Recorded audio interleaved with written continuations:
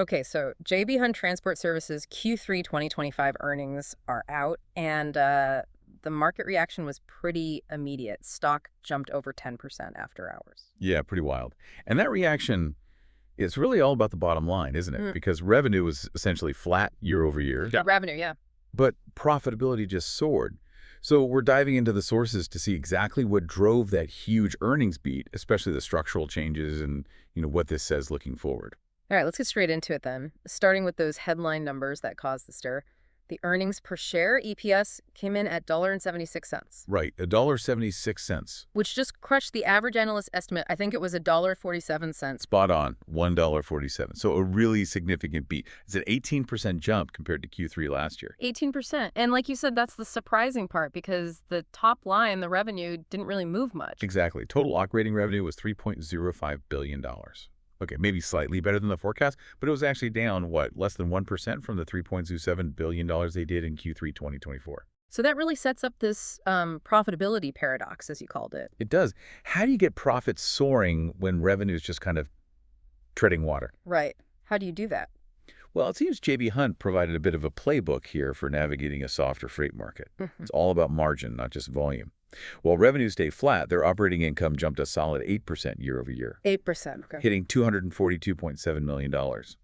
And net earnings followed suit up to $170.8 million from about $152 million last year. So is the company basically signaling they'd rather make good money on $3 billion in revenue than maybe chase more volume, say $4 billion less profitably right now? Does that show a lack of confidence in the market overall? I see it more as strategic discipline. They didn't credit a market rebound for this. They pointed squarely at internal factors. Like what? Three main things. Structural cost removal, which seems key to their strategy, better productivity across the board, and, interestingly, lower purchase transportation costs compared to last year. Okay, structural cost removal. That sounds significant, maybe permanent. What does that really mean long term? Is it just cutting staff or is it deeper? It sounds deeper, like they're not just cutting discretionary spending, they're fundamentally changing how they operate to be more efficient permanently. Redesigning processes, maybe network optimization. That's likely why investors reacted so positively.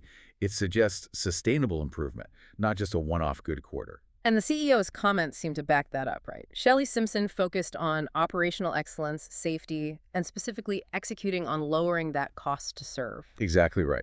When the CEO hammers that kind of language, cost to serve, operational excellence, it's almost like forward guidance. It tells you the priority is internal optimization, getting leaner, rather than maybe big, splashy expansion plans right now. Makes sense.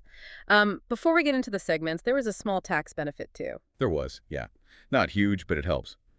Their effective tax rate dipped to 24.0% from 25.2% last year, partly because they resolved some tax items. They're projecting about 24.5% for the full year 2025. Every little bit counts when you're focused on margin. Okay, so if the big picture is cost control and efficiency, let's follow the money.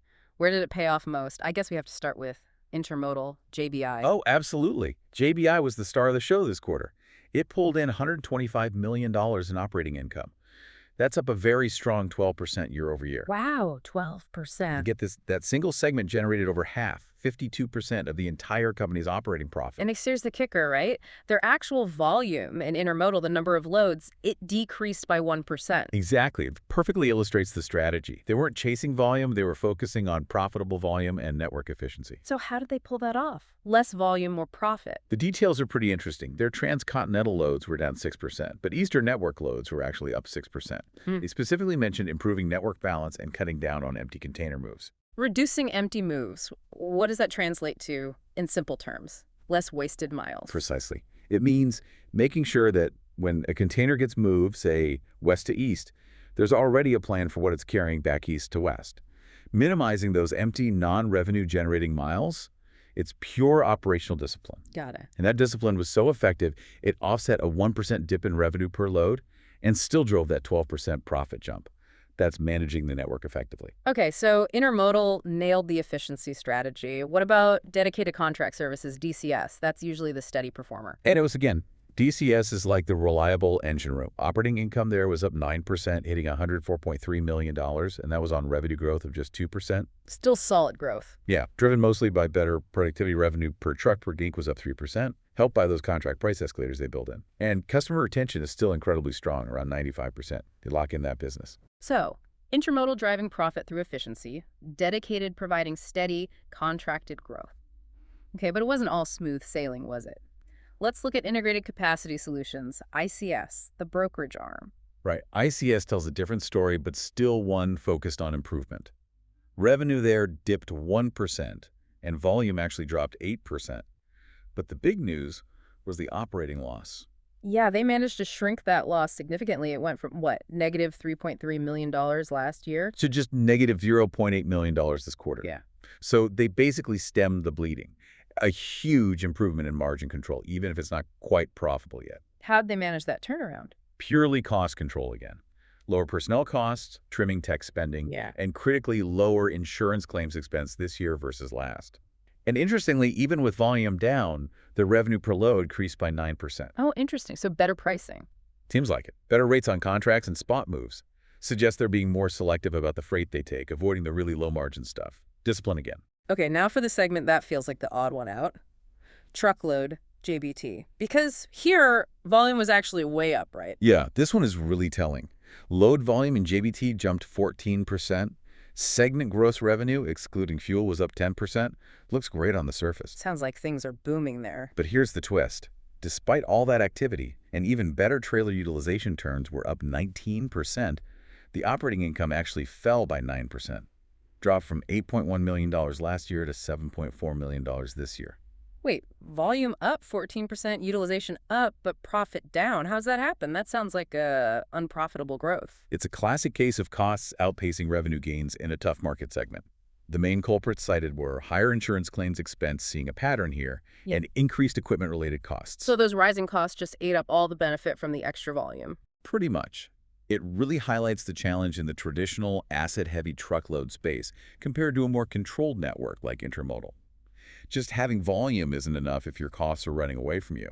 It kind of proves J.B. Hunt's overall profitability gain really came from JBI's efficiency, not JBT's volume. That's a stark contrast. And the final segment, Final Mile Services, FMS, was that any better? Unfortunately, no. FMS was clearly the weakest performer this quarter. Operating income there dropped a hefty 42%, down to $6.9 million, on a 5% decline in revenue. Ouch, 42%. What drove that? It seemed like a double whammy. They mentioned softness in demand from their end markets, think furniture, appliances, and yet again, higher insurance claims expense. FMS is definitely feeling the broader economic slowdown most directly. Okay, so real mix across the segments. Before we wrap up, quick check on the financials overall. Are they generating enough cash to keep investing in these efficiencies and handle debt? Yeah, the foundation looks solid. Total debt is around $1.6 billion, slightly up from last year, but manageable. And importantly, the business is generating good cash flow. For the first 9 months of 2025, net cash from operations was strong at $1.29 billion. And they put some of that cash to work buying back shares, right? Showing confidence. They definitely did. Very active on that front. In Q3 alone, they bought back about 1.6 million shares for $230 million. Wow, $230 million in one quarter. Yep. And they still have $107 million left on their current authorization. So it signals management believes the stock is a good value, and they're committed to returning capital to shareholders. Okay, so let's try and synthesize this for everyone listening. The big story from J.B. Hunt's Q3 isn't really about finding more freight in a tough market. It's a masterclass in operational execution, right? Absolutely. It's about optimizing the network they have, controlling every cost they can, especially when revenue is flat or slightly down. Intermodal, JBI, is the prime example. Profit soaring 12%. Even as they strategically handled less overall volume to boost efficiency. So maybe the final thought for you, the listener, comes from that contrast. Exactly. You saw intermodal restrain volume, but drive huge profit growth through efficiency. Then you saw truckload chase volume, get it, but see profits fall because costs rose too much. It poses a really important question for the whole transport sector right now.